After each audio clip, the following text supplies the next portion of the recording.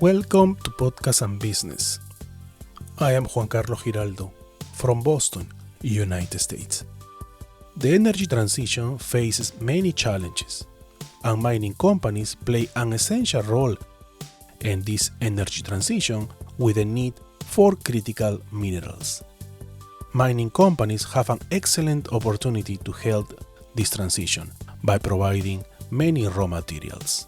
Implementing best practices in ESG, environmental, social, and governance, is crucial in this essential industry. The goal of having responsible mining also represents risks and challenges, but at the same time, many opportunities today and in the years to come. To discuss these topics, my guest is Melissa Barbanell. Melissa Barbanell is the Director of International Engagement here in US for the World Resource Institute. Melissa has over 20 years of experience in environmental policy, government affairs, climate advocacy, and responsible mining.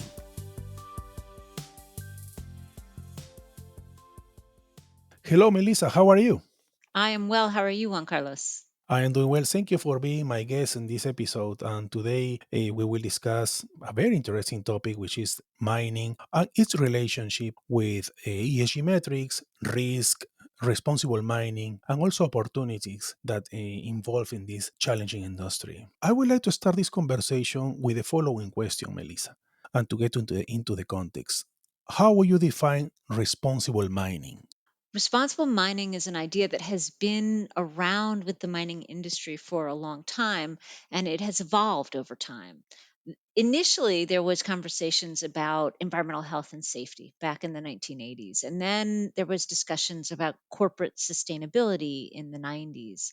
In 2000s, it became CSR, corporate social responsibility. And then in 2012, the Sustainable Development Goals were established at the Rio Earth Summit, and the mining industry sort of glommed on to that idea as well. And so then this evolved into the current thinking about ESG, environmental and social governance. Um, so this idea has been around for a long time. It's sort of evolved over time.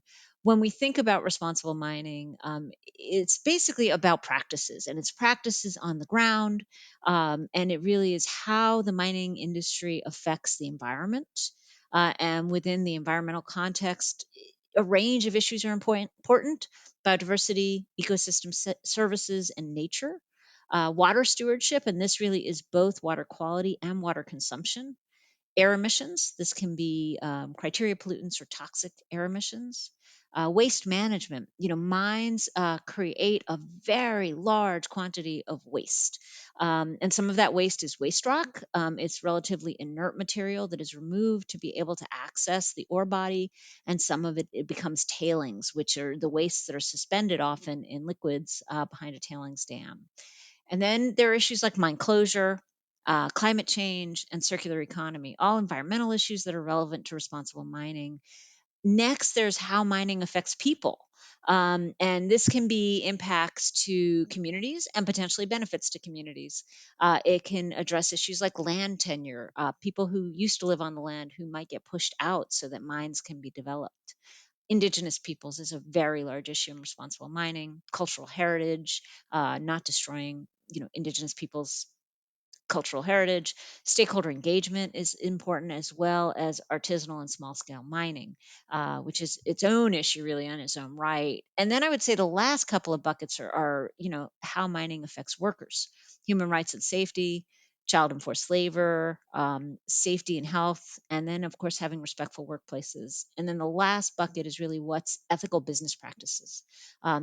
Does a company engage in operations transparently? Is it known where they're putting their money and how it's going? Do they have responsible supply chains? So, really, all of those things and more are relevant when you think about what responsible mining is and whether it's happening. Enormous field that involve many things that you mentioned right now. Let's talk a little bit about the global aspect. We met in New York during the climate week, and you exposed very well why it's critical have this responsible mining.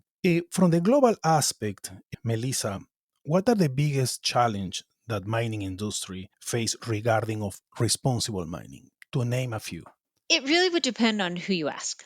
When you think about the mining industry from the industry's perspective, I think you would hear that a lot of the issue is perception. It's the trust deficit.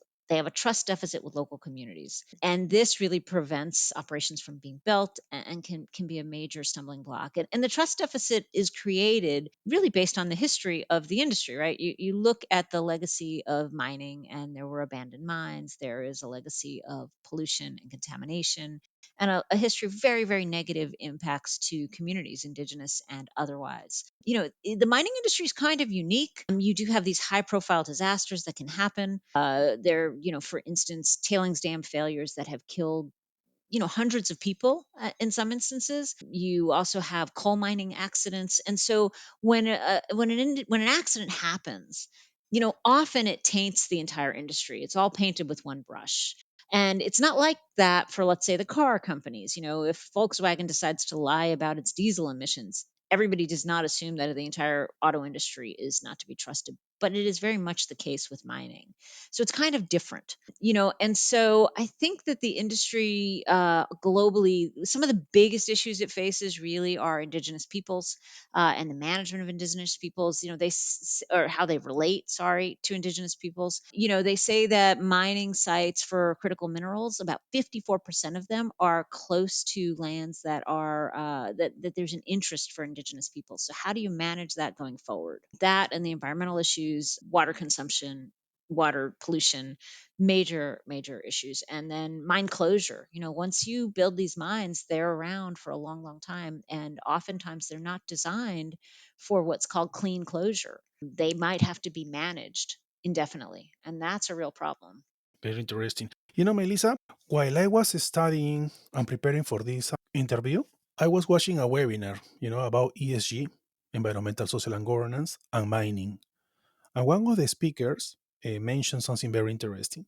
Was from the Latin America perspective. We know that Latin America is relevant in mining, right? But at the same time, is the most conflicted industry in the region.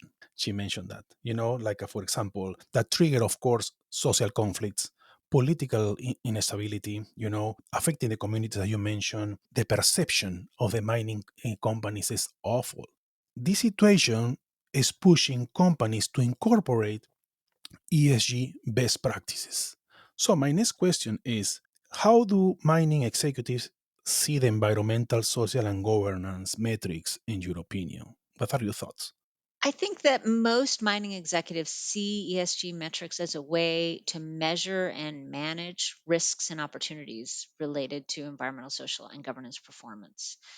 It's interesting because I think that the industry sees an opportunity within this conversation about ESG to recast itself as part of the solution. They talk about how they're critical for the energy transition. I was on a call last week, and a representative of one of the world's largest global mining companies described her company as a primary producer of battery minerals. She did not say we are a mining company. And so there is this sort of opportunity. I mean, and I it's see. not false that it is critically necessary, but I do think that we need to be cautious. But I think that what you're hearing about in Latin America, really, it's about perception. And there's a history within the mining industry that they tend to think about ESG. They think about what's called social license to operate. And social license to operate, is the degree to which a corporation or its activities are accepted by local communities, the wider society, and constituent groups. It's important to note, and I'm really focused on this, that social license to operate, it's an industry created idea, and it's about perception. Just because I have good social license to operate does not necessarily mean that I have good performance. It means that I am perceived as having good performance, as being a good neighbor. And so I think that it's important that when we think about ESG criteria, that we look beyond social license to actual performance in these areas that we talked about as responsible mining. Yeah, certainly. Yeah, I totally agree with you.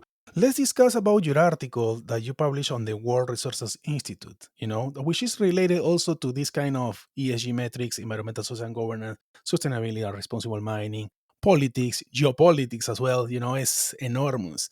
Your article titled Overcoming Critical Minerals Shortage is key to achieving US climate goals. You describe how critical minerals are essential for national and economic security in the United States.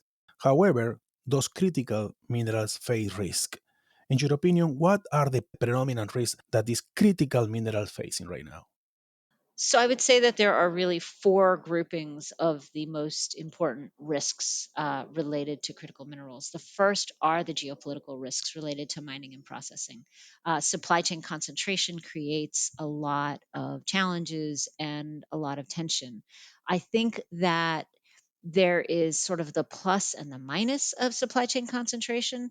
On the one hand, if Chinese companies are able to process minerals quickly and cheaply and get it on the market so that we can make the energy transition quickly, that is a good thing. On the other hand, if there's a risk that Chinese companies will withhold critical minerals, as they've made decisions to do in the past, then there's a risk that it would slow the transition. So I I think that if all the countries Like a threat. like a threat, absolutely. So, in 2010, Japan, there was a conflict over a fishing vessel. And yes, so there was a decision by China to stop, selling rare earth elements, and the price went way up, right? So it's a Oh, potential not only to withhold and impact the ability of a country to use them, but also these sort of price spikes are possible. mhm, And that volatility makes it hard to make the transition. So that's a real issue. And then this is something that I've been thinking about, which is there's a tension. There's this sense that governments have that we need these minerals and we need them now, on the one hand. And on the other hand, there is this sense that we need mining and processing to be perfect, without accidents, without environmental harm, without community harm. And that's a real tension. It's really basically impossible. You can't have it now, you can't have it very quickly and have it perfect. And correct. I think that people don't understand the complexity of this industry. Mining operations are incredibly complex operations. You will have a mine that is built over a course of a decade and may operate for 30 to 50 to 100 years. Mhm. And the idea that you're going to have not a single accident, not a single It's impossible. violation, it's not possible. And these are all Right, managed by people, and people are just imperfect, right? right. So it's a question of setting the bar correctly. How do we do that to say we can live with this? And are there something short of perfect that we can live with to ensure that we can actually get what we need rapidly? And I guess that there's the other two things I would mention is social risks. Mhm. The mining sector has the ability to create shared prosperity. It also has the ability to create the resource curse, instability, social instability, political instability, like you talked about. Those things all have happened. And so there has to be a model which allows for mining to actually benefit communities and national governments. There's a real disconnect that I have seen in conversations with folks in the global south between what communities are focused on and what national governments are focused on. Mhm. So, economic prosperity for the nation does not necessarily equal benefits for the local community that's impacted by mining. Exactly. And then the last one is environmental. Again, as we talked about this. Well, a human rights as well, because in your article you mentioned something very interesting: the violence against women, most in Africa. I mean, probably in all over the world, but the regulations that as well is something like Yes. One of the things that's really challenging is that there is a shortage of regulations in a lot of the world. And even when you have regulations, there may not be enforcement of those right. regulations. So you can have the best regulations in the world, and if you ignore them and don't enforce them, it doesn't do you any good. And so there's been this sort of vacuum, and into that vacuum there's been a group of voluntary standards that companies have proposed. So there's a lot of folks looking at how do you solve for this problem, and there's not an easy solution, and there's a lot of potential answers that people are looking at. Melissa, risks and challenges also, to me, always in any kind of field, represent opportunities. Mining companies have an excellent opportunity to contribute directly to the transition, to this green energy transition. And the critical minerals and the rare earth metals, right? are critical, right, for this energy transition present a significant opportunity. What would these opportunities be, in your opinion? Sort of the flip side of everything we just spoke about. So, one opportunity is to create shared prosperity, to make sure that communities are actually benefiting from these projects. That can be through community benefits agreements, that can be through shared ownership models. So, there's a range of ways to do that, and that needs to be one of the things under consideration. Another opportunity is improving national economic circumstances. I know in Indonesia there's a strong desire to exploit this moment to make sure that they have all the nickel mines and that they have nickel processing. And I just read an article this morning about EV. They're ready to start producing EVs in Indonesia. So there's this opportunity for countries to improve their economic circumstance. There's Mhm. another opportunity, the sort of flip side of the geopolitics is there's an opportunity to develop stronger ties among countries. The United States, for instance, signed an MOU with Zambia and the DRC. And this MOU relates to critical minerals, but it could become the basis for deeper geopolitical connection beyond just an economic connection. So there's those kinds of opportunities as well. And then the two really specific environmental opportunities. There's an opportunity in some instances for mining companies to come in and actually leave things better than they were when they arrived. Sometimes you have historic and often historic mining contamination. And then a modern company will come in, it will put in water treatment plants, and you will see rivers that had been running orange now being clean for the first time in Yeah. generations. So that's a possibility. There are cases of this happening in Alaska, in the Dominican Republic that I'm aware of. Finally, the last thing that's kind of interesting is there's an opportunity for remining. There's this proposal out there, a lot of thinking going into Oh, remining tailings or remining waste rock or remining right. coal ash. And so these things that are now sitting as waste piles can be cleaned up by remining. You could have tailings, which are usually water flotation tailings. You could have them dewatered, which makes there be less risk to people living below such dams, and you could then be capturing valuable minerals that were thought of as a waste when the project was initially created. This can be done at existing mines and at operating sites, but it can also be done at abandoned mines. There's a lot of research going into Wow. this in Europe and the United States right now. Melissa, is there anything that you would like to add to this conversation before wrapping up? Just to say, I mean, this is incredibly complicated. And there, as we alluded to at the beginning, when you asked what responsible mining is, there's so many different issues that are really relevant. And one of the things that I really believe and that I've seen throughout the course of my career is that there's a lot more common ground than people want to recognize or that people naturally do recognize. And so there's a lot of entrenched views. But as I see it, there are opportunities to find areas of consensus. There needs to be more conversation. There needs to be more understanding among historic adversaries. There needs to be an openness and a trust building so that they can find paths forward to work together. Because I do believe that there's a shared interest, there's an opportunity to increase mining, which the mining companies want. And there's an opportunity to do it in a way that is safer and that helps to address the energy transition that everybody understands that we need. Melissa, where people can contact you? I can be contacted at World Resources Institute. My email address is melissa.barbanell@wri.org. If you go to World Resources Institute's website and search for my name, you will find me there. Melissa, I would like to say thank you for your time. Thank you, Juan Carlos. It was great to be with you. Thank you so much. I am Juan Carlos Giraldo from Boston, United States. Thank you so much, everyone. The views, information, or opinions expressed in this episode are my own and do not represent my employer's views.